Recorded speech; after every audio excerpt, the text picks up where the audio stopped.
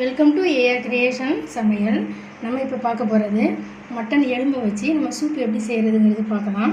இந்த mutton soup வந்து வாய்ப்புண்ணு வயிற்றுப்புண்ணு இருக்கிறவங்களுக்கு இந்த சூப்பு காரம் இல்லாமல் நம்ம செஞ்சு கொடுத்தோம்னா ரொம்ப நல்லது. அதே மாதிரி ரொம்ப உடம்பு வீக்காக இருக்கிறவங்க, ஒல்லியாக இருக்க குழந்தைங்களுக்குலாம் இந்த சூப்பு வச்சு நம்ம செஞ்சு கொடுத்தோம்னா ரொம்ப நல்லது. சளிக்கும் அதே மாதிரி நெஞ்சு சளி இருக்கிறவங்களுக்கு இந்த சூப்பு செஞ்சு கொடுத்தோம்னாலும் ரொம்ப நல்லது. வாங்க இது எப்படி செய்கிறதுங்கிறத வீடியோவில் பார்க்கலாம். குக்கர் எடுத்துக்கோங்க. இப்போ சுத்தம் பண்ணி வச்சுருக்கேன் இந்த எலும்பு, மட்டன் எலும்பை இதை சேர்த்துக்கலாம்.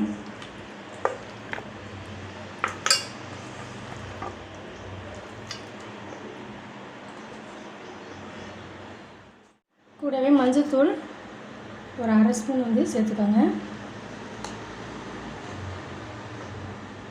ஒரு ஸ்பூன் பூண்டு பேஸ்ட்டு,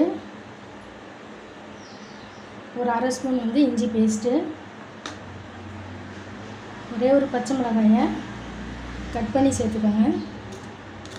கீறிட்டு சேர்த்துக்கோங்க. ஒரே ஒரு தக்காளி, பெரிய சைஸ் தக்காளியை கட் பண்ணி சேர்த்துக்கோங்க.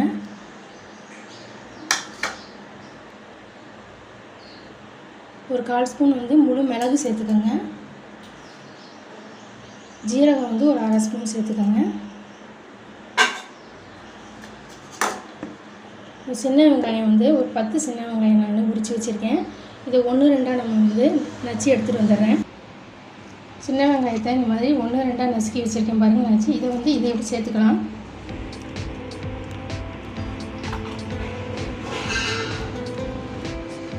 இப்போ எல்லாத்தையும் கலந்து விட்டுக்கோங்க.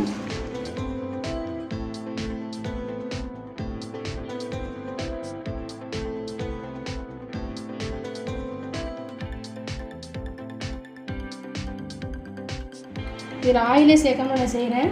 இப்போ வேகிறதுக்கு தண்ணி சேர்த்துக்கலாம்.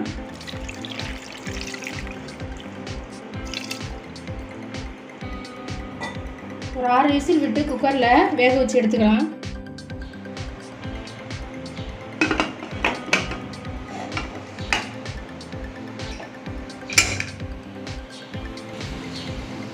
ஒரு ஸ்பூன் முழு மிளகு, ஒரு ஸ்பூன் வந்து ஜீரகம் நான் எடுத்திருக்கேன். இதை மிக்சியில் வந்து 1-2 பொடி பண்ணி ரெடி பண்ணிக்கோங்க. மட்டன் எலும்பு நல்லா வேக வச்சு எடுத்துட்டேன். இப்போ இதில் நம்ம வந்து தண்ணி சேர்த்துக்கலாம். எவ்வளோ நம்ம சூப்பு தேவையோ அந்த அளவுக்கு தண்ணி சேர்த்துக்கோங்க.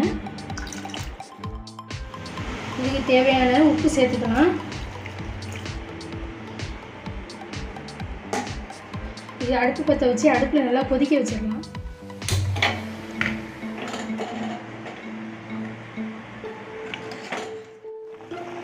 நல்லா கொதிச்சு வருது பாருங்கள். மட்டன் சூப்பு ரெடி ஆயிடுச்சு. இப்போ அடுப்பு ஆஃப் பண்ணிடுறேன். பொடி பண்ண மிளகு ஜீரகத்தை சேர்த்துக்கலாம். ஒரு 2 ஸ்பூன் சேர்த்துருக்கேன். கடைசியாக கட் பண்ண கொஞ்சம் கருவேப்பிலை, கொத்தமல்லி தழை கட் பண்ணது சேர்த்துக்கோங்க.